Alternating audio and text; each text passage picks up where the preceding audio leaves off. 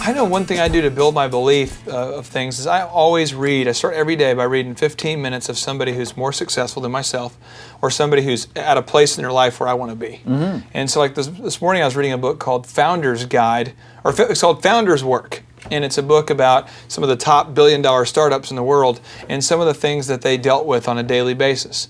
And I remember reading when I was reading about PayPal, and how these guys at PayPal, they developed this software that was this online payment processing system. I don't think it'll catch on. Well, yeah, and it was having some issues, and it was basically losing millions of dollars a day because there was an error in the code. Wow. And I remember reading part of it where I think it was Reid Hoffman, the guy who now runs LinkedIn. He says he has to go tell the venture capital people, he says, guys, here's the great deal.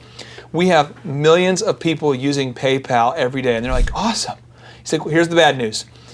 If I were to take $100 bills and throw them off the side of our building as fast as possible, I couldn't possibly lose as much money as we're losing because there's an error in the code. And they're like, what? And he's like, well, basically, people who ever want refunds or if there's any kind of fraud, we didn't factor that in. What? And they're just like, but when I read that, I thought, you know what? It's a little scary maybe doing this particular part of building the Thrive experience. But if they went through it, I can go through it. That belief is what pulls you through. Yeah, so that's definitely. It's got to be the belief that you can get there. Because if you don't get the belief, then it's going to always limit you. You're limited to the measure of belief. Now, this next one here is definiteness of plans. Definiteness of plans. Now, Napoleon Hill says the successful leader must plan his work and work his plan. A leader who moves by guesswork without practical and definite plans is comparable to a ship without a rudder. Sooner or later, he will land on the rocks. Now, this is something that it makes me go off, because when I read this, I see this all the time. And here's an example. I remember working with one business on the East Coast, and everybody who worked for this business was not successful. The owner was not successful. But every week they'd get together and they would say, what do you guys think the best way is to market this thing? And they're all like, well, not saying this part, but based upon my lack of success and the fact that I've never studied successful people and I have no new ideas, here's another bad idea we could try. And then the boss would go, let's do it. And every week these guys would go, well, why don't we try this?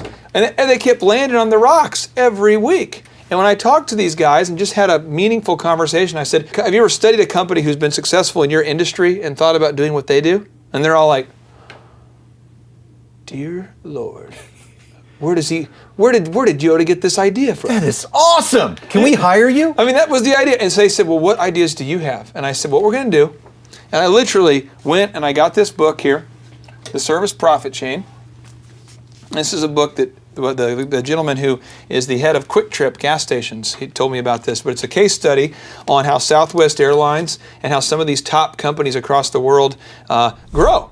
And I'm going, well, what we're going to do here is and I just go here and I literally just go through this book, and it has all of the specific diagrams and the systems of what to do to grow. And I'm like, well, what we're going to do is we're going to start measuring results. And so we want to look at which areas of your marketing are generating results. And they're all like, where are you getting this information from? This is awesome. Yeah. And it was just a situation where they didn't have any definite plans. And the plans, they were always moving, loosey-goosey. No one had any accountability. Right. Do you see this in a lot of businesses, though? Or am I the only one who sees it? I see it in a ton of businesses. Okay. And again, Clay, I think that unfortunately, even though we have the best education system on the face of the earth, we do not train people to plan. We do not train up kids to plan. Even all the way through college, we don't train them up to plan.